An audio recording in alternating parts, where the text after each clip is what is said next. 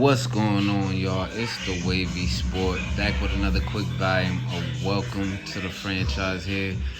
Just want to give a few quick takes about the NBA draft. NBA draft just finished up, both rounds. A few little deals, trades, crazy trades that happened before, during it, after it. But I wanted to talk about how I feel about how each player's career can end up probably starting out at some point where they were selected. I had a few little predictions in the previous volume, thinking there were going to be some pick swaps and everything like that, and then saying that I want to talk about more of the prospects and how I think they could turn out once I see the situation that they go to, right? So let me get straight into that. So with this draft, right, they were saying that this is probably the most talented draft from top to bottom, and probably one of the deepest drafts all the way into the 20s, 30s, even second round of players. Deepest one that they've seen in a minute. Some people are comparing it to the 96 draft, where there was, that draft was deep. A lot of players that had, good careers, solid careers, great careers. And also it's been compared to the draft class that, LeBron, D. Wade, Chris Bosh, Melo were in as well. And from what it looks like and what it seemed like initially to me is that, okay, it could be. It looks like it, right? It looks like it. A lot of these prospects, a lot of these dudes that came out this year, watching their games, seeing a few of their highlights and everything like that, a lot of these dudes look like they could have some good careers, just good, solid careers, be some good pros. I think I see maybe about, if I really had to keep it honest, as far as superstar, megastar level, I think I only see about like maybe 3 to 4, and probably only 2 of them that went lotto. And the other 2, I think possibly in the second round or in the later first. I ain't gonna hold you. That's what I think one of these drafts is gonna be.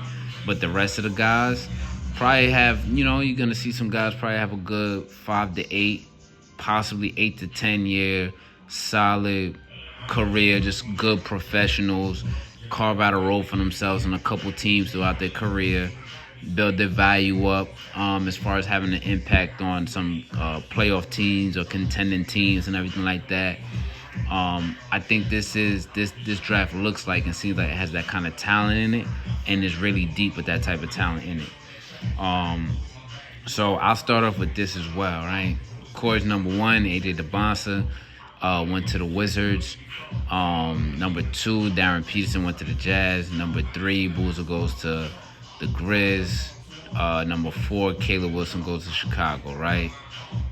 So I want to focus on those first 4, right? Because I did say something like the other day that I think that there's going to be a pick swap. I think that how it would go is all of them would get picked like that, and the Jazz would consider a deal.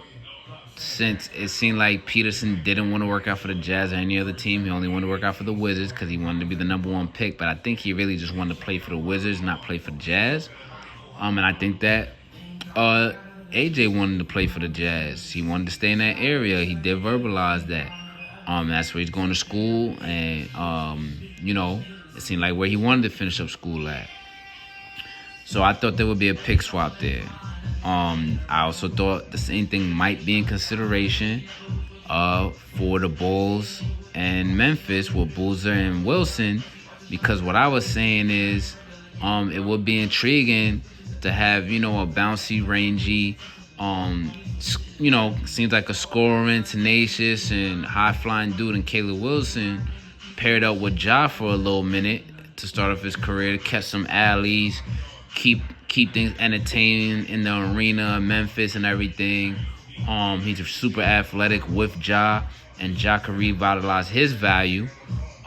He could revitalize his value and everything, as far as possibly being traded somewhere else or his value with the team. I thought that would have been a good match, on top of the fact that Boozer, I think, would have been a nice, solid talent, stable talent to be around a young Bulls team that really has no direction But they have some good talent on that roster, and he could be a piece. He could be a real big piece that's part of what's gonna possibly be built for the future of that franchise if they see themselves actually being a legitimate contender or playoff team. Let me slow down, contender.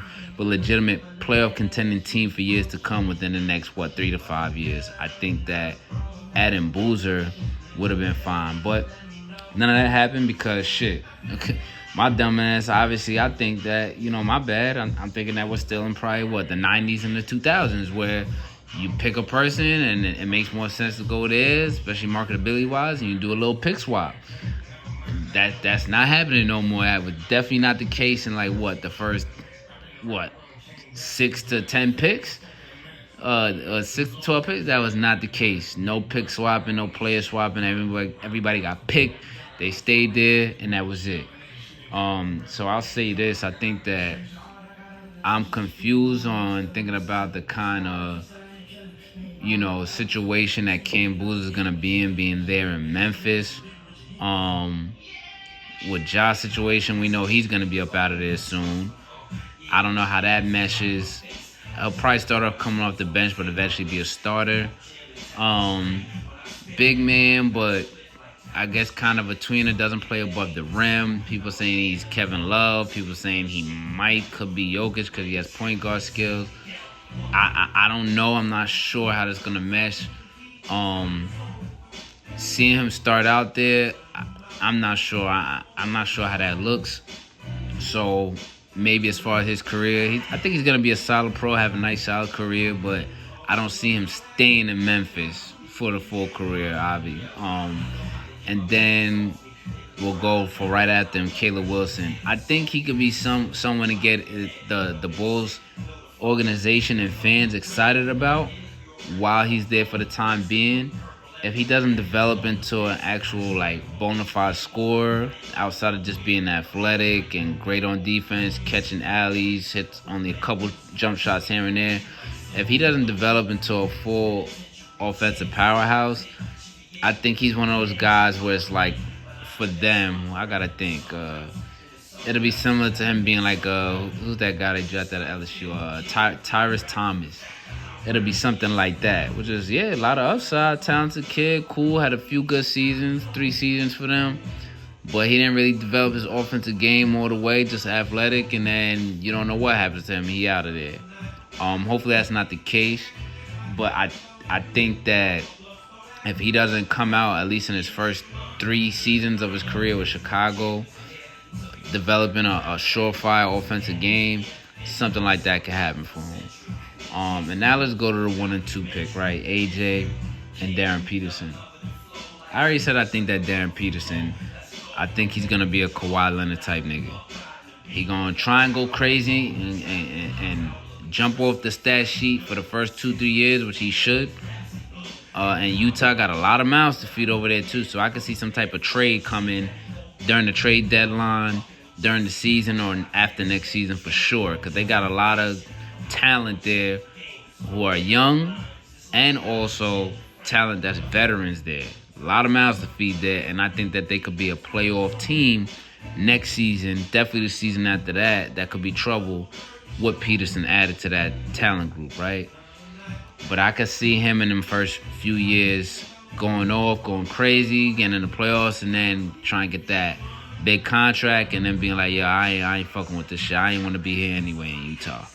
I could see that happening, and then he possibly wanting to force his way out of Utah. But we'll see. Talented kid as a scorer. He said, or the story is out there, that he considers himself a point guard and he's gonna run the offense. I ain't jacking that shit, my nigga. You average damn near no assists in college. I seen you play a whole game, and I seen the highlights. You don't pass the ball like that. And I don't know ball hog shit, but it just doesn't seem like that's part of your game. You're a scorer. You get a bucket, snipe it with a jump shot, and you can get to the lane if you have to. You're athletic. I don't see you being no point guard, and I don't think the Jazz should want you to be running the show neither. But I think he is one of those guys that I can't see him being a complete bust, just not having a long career. I think he'll have, like I said, similar to Kawhi, 10 plus year career. Maybe gets a ring as a and also, we also got him on the team as a second, third option on another franchise or something like that. Maybe even the Jazz. Who knows how the West shapes out in the next 5-year span, 10-year span. But I could see him on that Kawhi Leonard shit. Now, AJ, I think, is the superstar, the one superstar in the lotto here that I think he's gonna have that type of career. Unfortunate that it is with the Wizards, because I just don't see this team being a playoff type of team for about 3 years. He will be a part of that. By the time they do, niggas like Trae Young and Anthony Davis are gonna be up out of there. They're gonna be gone by the time they're ready to make the playoffs at that time, right? Led by him, hopefully Alex Sarr and some of the other young guys they got around them that I've seen some highlights from. They got some talent too, right? And it's gonna be, to me, I think that his tenure with the Wizards is gonna be reminiscent of that squad with John Wall, O.J. Porter Jr., Kelly Oubre. I think Bill was there at the time. I think it's gonna be reminiscent of that squad when they make the playoffs. Some young guys that can all do a little bit of everything, and he's the superstar there. And they got some young talent that comes off the bench. I think it's gonna be like that. And it may be like that for a few years until that Wizards organization finds a way to mess it up, similar to how Charlotte is doing right now. But we're not gonna get into that. I mean, shit, that's for a whole other time. We could talk about all the stupid trades and getting rid of potential great players they could have. But that's, like I said, that's for another time. But I could see the Wizards possibly doing that down the line, which could. I personally feel a little bit bad for AJ DYBANTSA being there, but I think he can make it live for the time being. I think he's a guy that, worst case scenario, he has a career similar to Andrew Wiggins, but it's better than Andrew Wiggins better than what Andrew Wiggins was in their first 5 years respectively, right? But then after that, once the Wizards keep going on that drought, unless he really has it in him, which I think he does, he has that mindset and mentality, it seems like, that he could put the franchise on his back and be like, nah, I'm getting these motherfuckers as far as I can year in and year out. If that doesn't happen and the talent doesn't continue to build with him on that mission or around him, I could see him being on, like I said, similar to Andrew Wiggins, where, hey, if he wants out of there or if he's available, you know what I mean, to be added as a number 2 on a contending team or added somewhere else to be built as the number 1, maybe number 2 to build with someone else to build a contender in another franchise, I could see that happening for his career and him having a 10-plus career, multiple All-Star. But I think he, as far as in the lotto, he's one of the superstars. I'm just like, nah, he's a superstar. The only other person I see in this lotto right now, like I said, I think all of these guys that won the lotto, they're gonna be good. They're gonna be real good. They're gonna be good professionals. But I'm talking about actual superstar, megastar, where it's like, nah, we gotta watch TV to see this nigga play. I don't give a fuck if they team only got 10 wins. You gotta see this nigga play for right now. I think the other dude that's gonna be that is, I gotta say it, and I know it's probably obvious to most people, but Darius Acuff Jr., man, that motherfucker just got it. He just got it. Like, he just got it. You watch him play, you watch some highlights, you watch how he carries himself, you hear about the stories of his mindset and mentality and everything. And I think he just has that it factor where he's the other superstar, and he's gonna be playing in Sacramento, where they need some excitement. They're most likely gonna get rid of their veteran guys. Sabonis is probably gonna be out of there. DeRozan's gonna be out of there. Levine's gonna follow.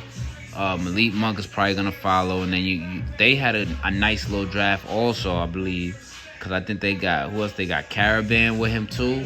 The rookie, the older rookie out of UConn, who had a good couple tournaments while he's with UConn, right? But you got him. He's the star. He's a superstar. He's gonna be putting fans in seats. He's gonna be having those highlights. And knowing that those guys are gonna be out of there, he's like, yo, I got free reign to make this shit pop. I'm trying to I'm trying to pop off, but also make this franchise relevant and also show that I could help carry, or I could carry this team to a playoff run one day soon. So I think he's the other superstar that's in a lotto of this draft. The rest of the guys, I think, really good, or going to be really good pros, either early in their career or throughout their career. But those are the two guys. To me, it's AJ and Acuff. Of course, I could be wrong, but I feel like that's a stamp on that. Acuff, man, that he just got it, man. He got that factor to him where he got that juice, and he gonna provide that juice to, a Sacramento team that lost a little bit of its luster in these last couple seasons, and then also getting rid of De'Aaron Fox and Mike Brown, who were both in the finals. So they're going to need something to get excited about, and I think this dude has all the talent to do that. And then speaking on that and other teams' drafts and other players, I think Yaxel Lendenberg, crazy name. That dude's name's crazy. But the Lendenberg cat, right, who went to the Warriors, I think that's a really good pickup for them.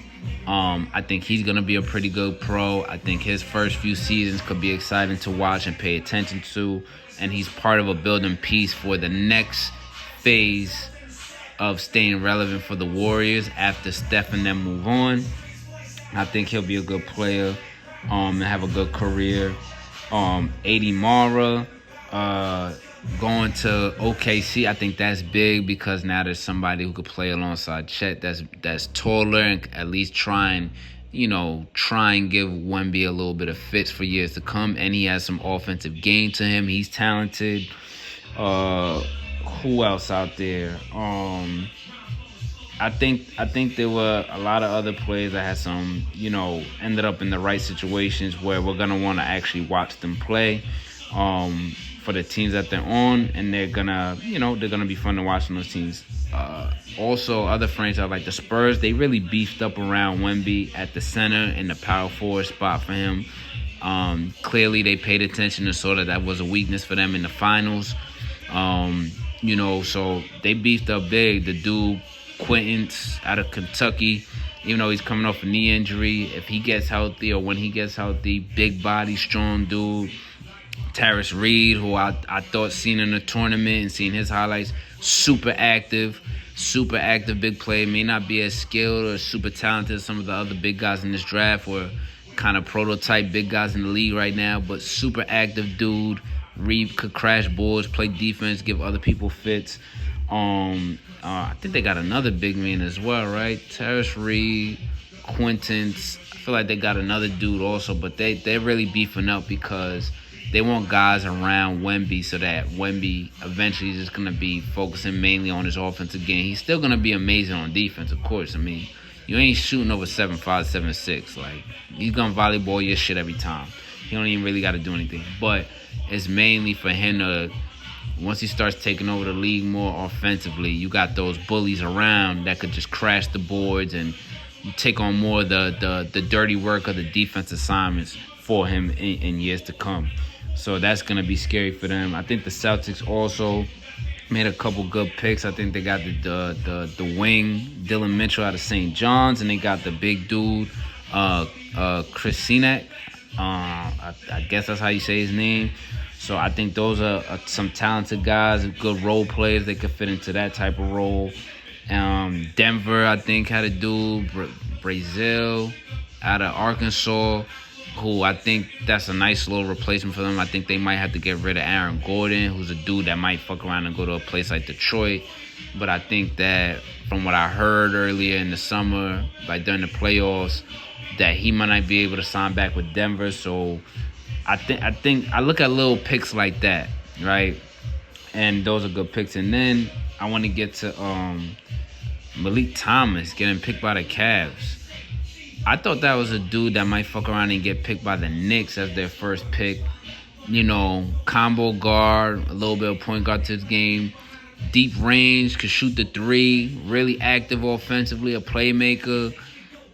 He slid a little bit, but he ended up going to the Cavs, which I think is a real good look. Like, that's one of the dudes that I think in the second round, wherever he ends up in his career at some point, because I just don't see him staying with the Cavs. Maybe he does, but he's a dude that I think if he gets around the right mentors as far as other guard players, which he's coming into with Mitchell, and if Harden is there, or even if Jaylen Brown gets traded there, he's a dude that if he gets to another situation in his career or even stays there, he might fuck around and at least be a star. You know what I mean? Or one of those was like, yo, he was a hot little superstar for a couple seasons or a season or two because of his scoring ability. Another dude I think in the second round where I think that could possibly happen, maybe Isaiah Evans on the Timberwolves. He's a dude that I think has the ability, something like that could possibly happen for him, where he could be a bit of a star or a name that you know, a household name. I won't say star, but a name that you know when you're watching these games here with his skill set, defensively and offensively. But I think that those guys that I mentioned in the lotto, and then these guys I mentioned at this time for right now, at the moment, are the guys I could see in the league possibly being like some stars there. And then another dude I think that dropped late in the first round, LeBaron Fallon. I was looking at his hot. That dude, that young boy gets fucking busy, and he's going to Philly to back up Maxey. Come on, man. I mean, he has potential to be a name that you gotta know for years to come. And possibly if he doesn't stay with the Sixers and works on his game even more, and ends up in another situation down the line in his career, he could fuck around and be a star. But definitely one of them, yo, this is a name you gotta know type nigga right here.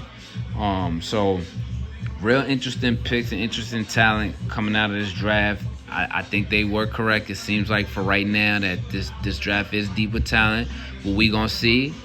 I really, really hope that this draft class does turn out to be a batch of good pros, good players, and players that we actually want to see, and not a lot of flame outs and burnouts and busts in this draft, because it was a long time that happened, a good 10 years, and I think that at least for the last, maybe 3-4 years, we've been seeing the lotto picks kind of have some staying power, or, have some relevancy. I can't say that much for the dude that was picked number 1 by Atlanta. What was that, last year or a couple years ago? Ricochet, whatever the name is. But we'll see. You know what I'm saying? We'll see if he ends up in another situation and just starts to pop like a nigga like Denny Avia. We'll see. But for right now, that's going to wrap up this quick volume here. Welcome to the franchise with the Wavy Sport. Y'all out there, be easy.